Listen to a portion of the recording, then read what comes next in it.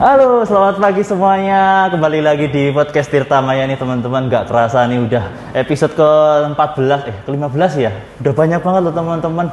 Wah, kita itu harus tetap semangat di hari ini. Karena apa? Karena kita diberi kesehatan, diberi anugerah, diberi banyak rezeki pada pagi hari ini. Semoga kita dapat mendapatkan semua apapun yang kita impikan hari ini ya. Teman-teman, gimana nih kesehatannya?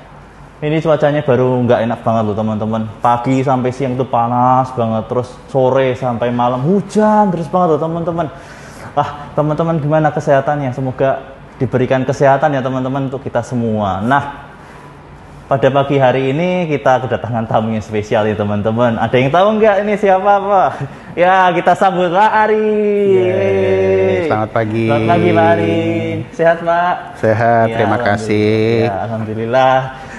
Ya, ada yang tahu nggak nih Pak Ari siapa nih teman-teman? Nah, Pak Ari itu adalah salah satu praktisi properti yang terkemuka di Solo loh teman-teman. Yeay. Masih belajar kita sama-sama semuanya ya. Iya. Pada pagi hari ini nih teman-teman, kita mau diskusi dengan Pak Ari untuk membahas salah satu topik yang mungkin relate dengan kehidupan kita sehari-hari ini teman-teman. Salah satunya yaitu rumah impian, rumah idaman untuk kita semua. Nah, seru nih kayaknya. Seru nih kayaknya ya. Untuk yang punya uang, rumah idaman mungkin lebih mudah pilihannya. Tapi kalau misalnya yang baru mulai bekerja, berusaha, milih rumah kan, kita juga mesti banyak yang dipertimbangkan. Iya betul banget Pak Ari ya. Pak Ari mau tanya nih, mencari rumah idaman itu apa saja sih yang harus diperhatikan Pak? Nah, yang diperhatikan ya? Iya. Waduh, dari segmentasi yang mana nih? Yang baru mulai ngumpulin uang atau yang sudah punya uang nih? Wah, kalau saya sih yang mau ngumpulin uang kan kita juga mau nikah ya Pak Ari. Wah. Kita juga mikirin itu Pak. Oke. Pikiran terus kita rumah impian itu kayak gimana ya? Pasti mahal banget ya Pak. Pasti rumah impian tuh ada yang enak. Iya. Itu tinggal di rumah mertua indah. Semuanya udah ada. Ya kita kuat-kuat ini ya mental nebeng di rumah mertua ya. Tapi kalau misalnya suami istri bekerja kan beli rumah itu terkadang permasalahannya tuh mirip seperti telur sama ayam ya. Iya. Gimana tuh Pak? Rumahnya udah ada, uangnya belum punya, kan gitu ya. Udah diincer-incer rumahnya, harganya kemahalan. Itu sih Pak. Ngumpulin uang untuk rumah tangga muda ya, rumah tangga muda. Pilihannya ada yang enak sama ada yang nggak enak. Rata-rata rumah tangga muda itu pilihannya mayoritas nggak enak. Kenapa? Karena suami istri tuh cari uang itu kan baru mulai nih usia produktifnya, jadi uangnya terbatas, pilihannya terbatas. Nah, kalau untuk mencari rumah, apa tadi pertanyaannya? Mencari rumah idaman. Rumah idaman yang diperhatikan. Nah, yang diperhatikan itu bukan rumah idamannya. Iya, tapi apa Pak? Yang diperhatikan itu kantongnya kita. Kantongnya. Kita punya uang, mampu beli rumah di harga berapa, kan gitu ya. Nah, kalau rumah tangga muda tuh kan nantinya punya anak.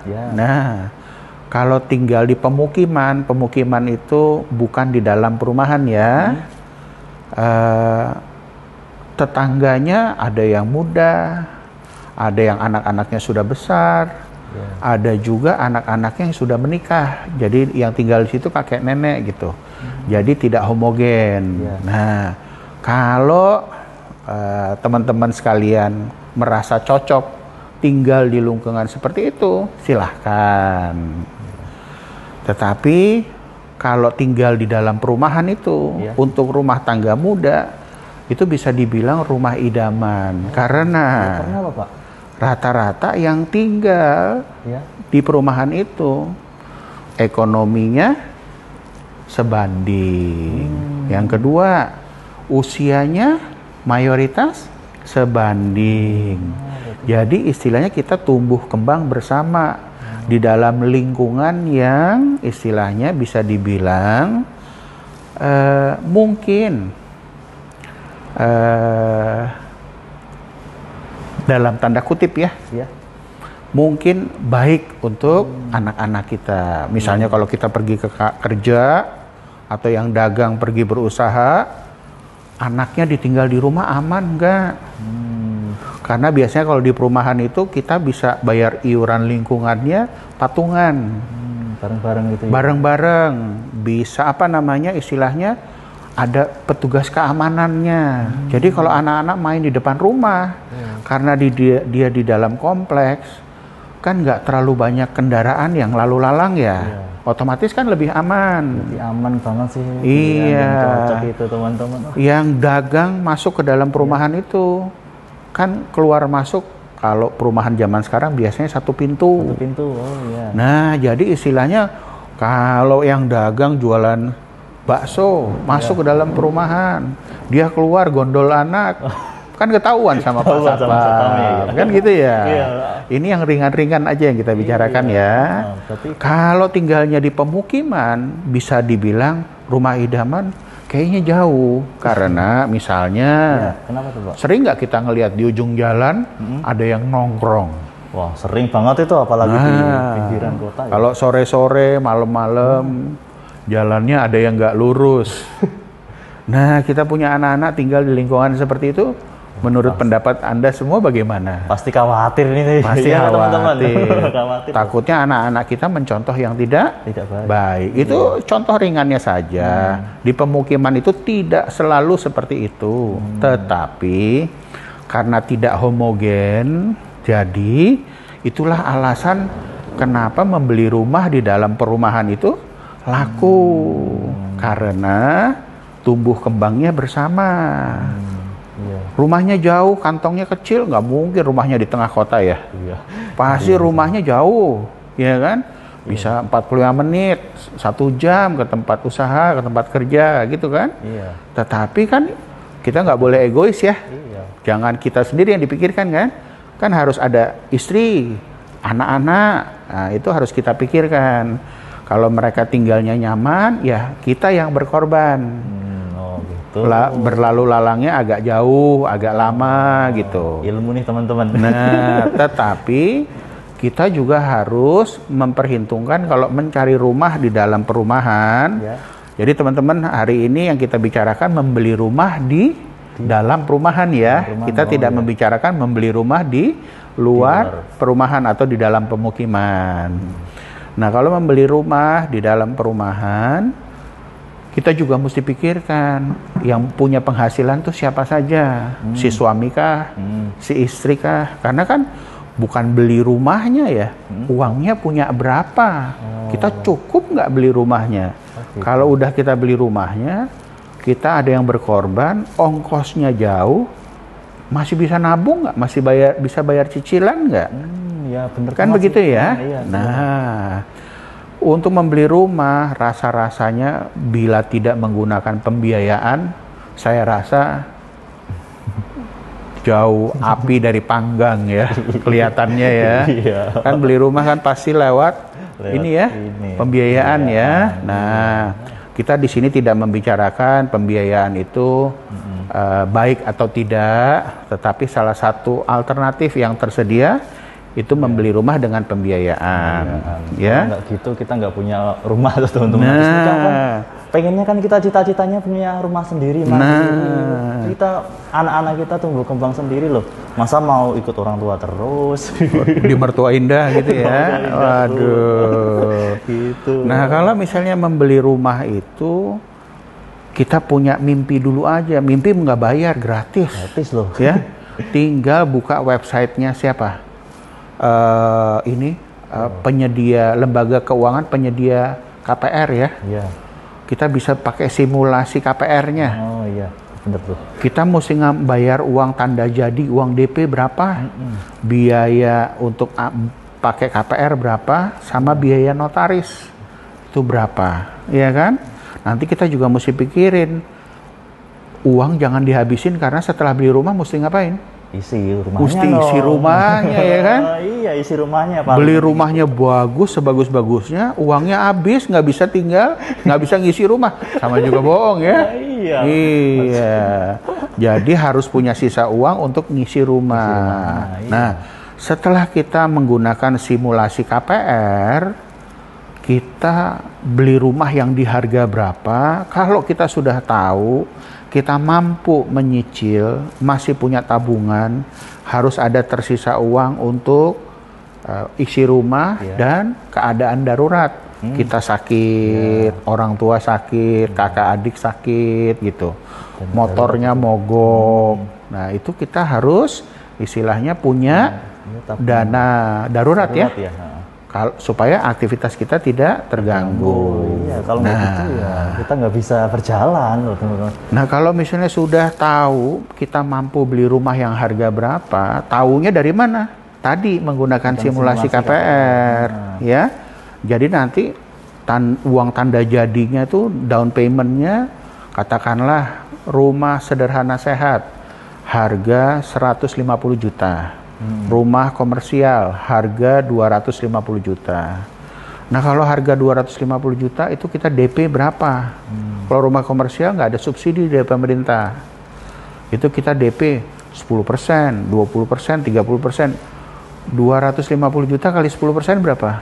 25 juta. Itu DP-nya. 20% berapa? 50 juta. 30% berapa? 75 juta. DP-nya makin besar, cicilan angsurannya makin kecil, ringan. Tetapi kita mesti kalkulasi uang yang kita miliki. Jadi nggak semuanya digunakan untuk membeli rumah.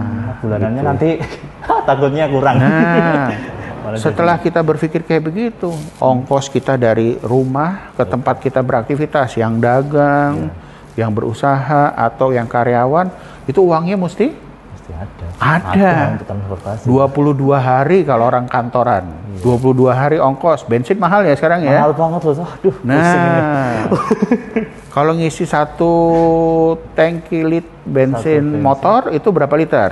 Itu sekitar 5-6 liter. Nah, 5 liter. 5 liter harganya 10.000. 50.000. Nah, 50.000 sehari, 50.000 itu habis berapa hari tuh? Bensinnya 50.000 itu udah 3 hari udah 3 hari loh. Nah, 22 hari berarti 7 kali 50.000 berapa tuh? 350.000. Makannya itu sebulan berapa? Bayar listrik nanti kalau punya rumah. Iya kan? Iya kan?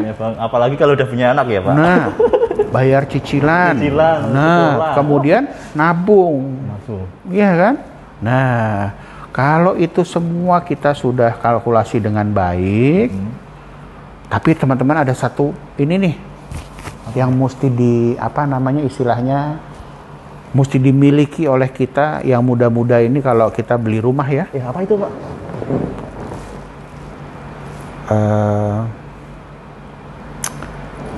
Kalkulasi resikonya mesti yang begini. Jadi kalau misalnya antara kita mampu apa nggak mampu, kadang-kadang kita mesti rada-rada nekat sedikit. Harus berani ambil resiko. Harus berani ambil resiko. Meskipun kalkulasi resikonya, waduh nanti kalau begini, nanti kalau begini gitu. Nah, kalau begini itulah kekurangannya orang sekolah. Kenapa? Kita belajar baik buruk, resiko enteng, resiko berat. Itu semua kita pikirin. Itu yang kadang-kadang membuat diri kita susah melangkah maju. Nah, karena kita diajarin pendidikan kita begitu. Tetapi kalau teman-teman kita yang dagang, yang wira swasta, kalau bisnisnya udah besar mungkin pakai apa yang kita pelajari di sekolah ya, di tempat kampus ya. Tapi kalau misalnya orang dagang itu, ya namanya mesti makan ya. Dagang aja dulu, bangkrut, dagang lagi. Bangkrut, dagang lagi. Kan gitu ya? Coba terus, ya kan? Nah, jadi kalau orang dagang itu, yang dipikirin sama orang sekolahan, orang makan sekolah, belakangan. Nggak di depan. Karena apa? Buat rencana terus, nggak mulai-mulai. Buat rencana beli rumah, rencana terus, nggak beli rumahnya. Yang paling penting itu gini, mulai aja dulu. Nah, Uang punya cuman 50 juta, DP 25 juta. Udah cukup nggak 25 juta untuk beli kasur? Iya. Isi macam-macam. Beli apa tuh namanya? Beli horden, ya, bayar listrik, udah cukup. Udah, tinggal suami istri rumah sendiri, ya kan? Iya. Iya kan? Tinggal. Sama jangan lupa, mesti ada sisa uang buat alat-alat mandi ya. Nanti nggak punya Masa nggak lagi. mandi? Iya, bercanda ya kita ya. Nah, jadi kita harus agak nekat sedikit, harus berani sedikit, berani dengan kalkulasi yang baik. Jadi kita kombinasikanlah apa yang kita pelajari waktu kita makan sekolahan sama teman-teman kita yang dagang sama yang wira swasta, yang usaha. Mereka tuh nekat karena mereka kerja aja dulu, dagang dulu aja, mikirnya entar. Karena setiap kali kita ketemu pembicaraan dengan pihak lain, disitulah ilmu kehidupan itu mulai berjalan kan. Nah, lama-lama kita ngumpulin kan ya. Nah, jadinya istilahnya kalau kita membeli rumah idaman, ya langkah-langkah itu dululah yang kira-kira harus diperhatikan ya, Pak. Berarti yang kalau harus dipersiapkan itu juga banyak juga ya, Pak. Membeli rumah itu yang harus dipersiapkan tuh banyak juga ya? Banyak yang dipersiapkan, misalnya aja, Pak? Kita rencana mau menikah. Kan menikah itu ada biayanya. Kemudian kita belum punya rumah, kan kita mesti nabung ya untuk beli rumah ya. Nah, jadi terkadang kalau misalnya kita sudah membeli alat transportasi kendaraan, diusahakan nih. Harus diusahakan.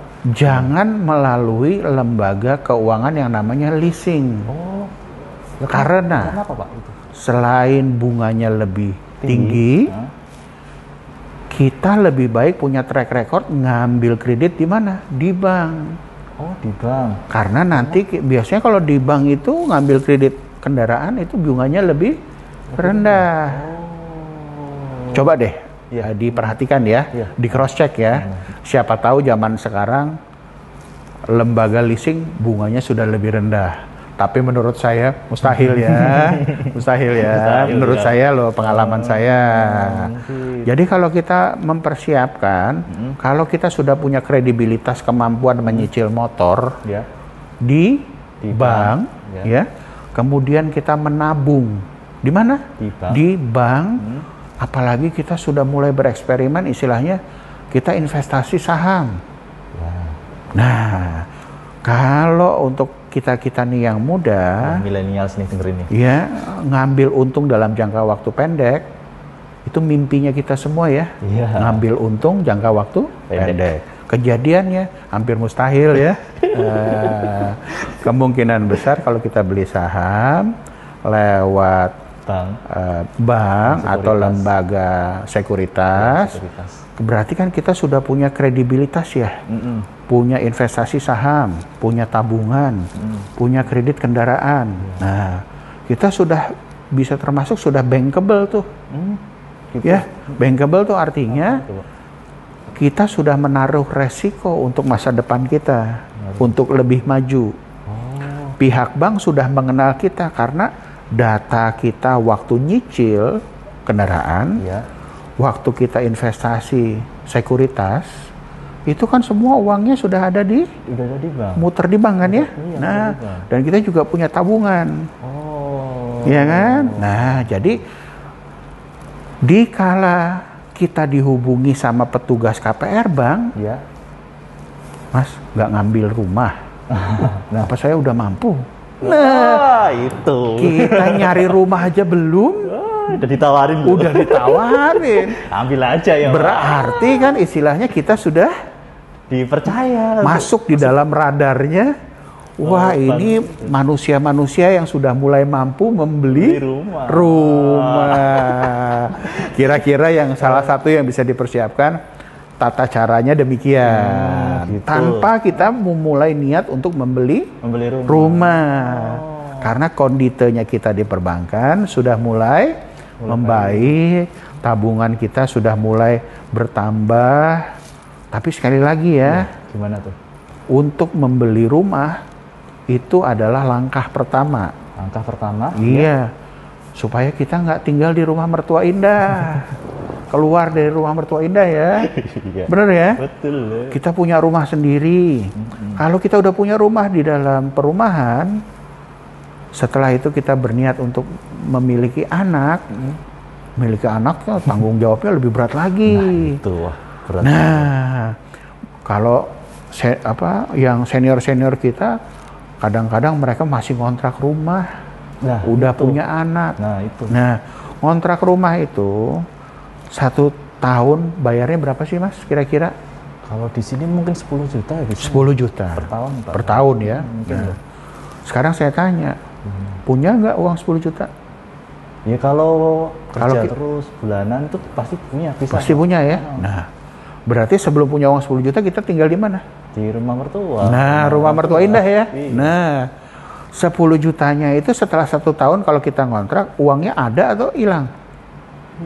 Hilang ya? Hilang. Nah, tadi kalau beli rumah yang harganya 250 juta, bukan rumah subsidi ya, rumah komersial, DP-nya 10% berapa? 25 juta. Nah, kenapa kita nggak bilang sama mertua, boleh nggak tinggal di sini lebih lama dikit, nabung, ya, supaya kalau udah punya uang 40-50 juta udah bisa beli rumah. Berarti tujuannya itu. Jadi yang kita persiapkan selain langkah pertama tadi kita sudah bisa bankable ya. Terus yang berikutnya tuh apa? Yang berikutnya apa tadi? Yang berikutnya tuh adalah baik mana ngontrak sama beli rumah. Iya. Kalau ngontrak mungkin rumahnya di tengah kota, tapi kalau beli rumah mungkin di sekitaran kota ya. Ya agak lumayan ya, pinggir kota lah kira-kira. Nah tapi kalau kita tinggal di kota Madya Solo kan, tinggal di pinggiran kota, gak seperti teman-teman kita yang tinggal di kota besar ya. Iya, beda banget. Yang tinggal di kota besar, tinggal di pinggir kota sampai kantor tuh sejam, 2 jam. Kalau naik motor, kita tinggal di Klaten ke Solo sejam gitu ya, enak ya. Kenapa? Jalan terus motornya. Iya. Nah kalau ditinggal di kota besar, motornya diem, jalannya sedikit-sedikit, jaraknya deket, tapi nyampainya lama. Wah mumet ya otaknya ya. Nah, untung kita tinggal di Solo. Nah, tinggal di Solo nyaman dari segi-segi tertentu ya, kira-kira begitu. Nah, jadi yang terakhir yang mesti dipersiapkan, selain yang pertama tadi kita sudah bankable, yang kedua kita ngumpulin modal untuk beli rumah, yang ketiga kita punya banyak waktu untuk apa? Ngecek simulasi KPR, ya, kita mampu beli rumah seberapa, sekalian kita menunggu. Nah, waktu itu kita nunggu. Anak muda, rumah tangga muda tuh biasanya paling males untuk apa? Nunggu. Tapi nunggu itu bagus karena apa? Kita bisa lihat, mungkin 1 tahun, 2 tahun, 3 tahun kita tinggal di rumah mertua, mungkin ada perumahan yang kira-kira, wah ini bagus, yang ini lebih bagus lagi, yang ini lebih bagus lagi.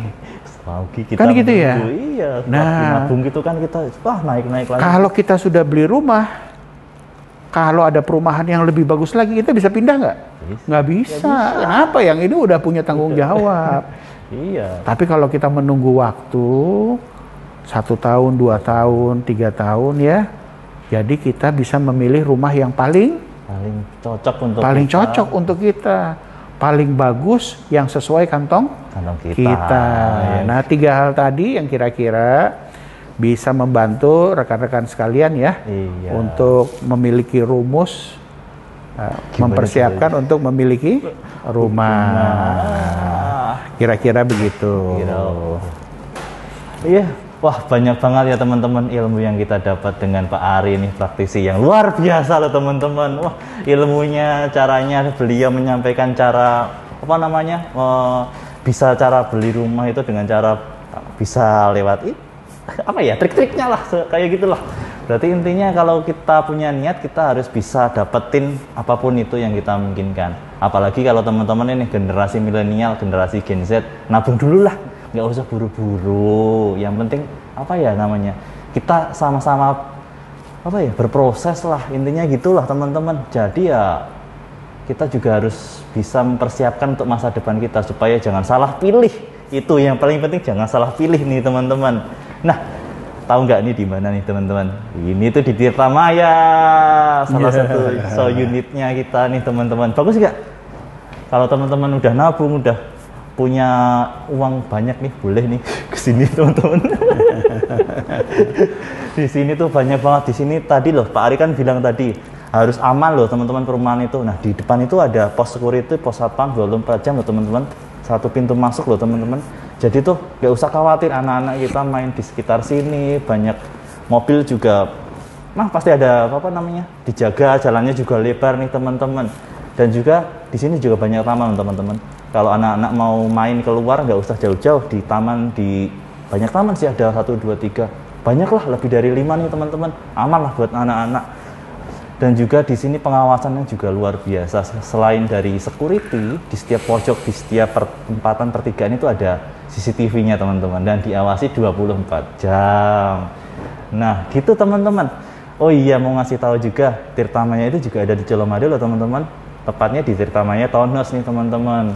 Boleh dong main-main ke sana juga nih teman-teman, tapi janjian dulu ya di nomor yang di bawah ini, nanti kita kontak-kontakan aja ya teman-teman. Oke? Nah, kalau mau ke sini langsung aja tanya-tanya, nggak apa-apa. Kalau mau deal ya nggak apa-apa, langsung aja.